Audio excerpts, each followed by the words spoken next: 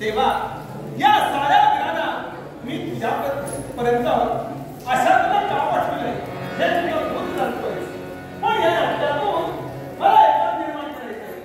या विश्वात सत्य काय आणि असत्य काय, या विश्वात सत्य काय असेल तर ते ब्रह्म सत्य जगमिथ्य जीव ब्रह्मेवर आला. ब्रह्म सत्य असून जगय मिथ्य आणि म्हणून ब्रह्मा जीवाशी निगडीत आहे.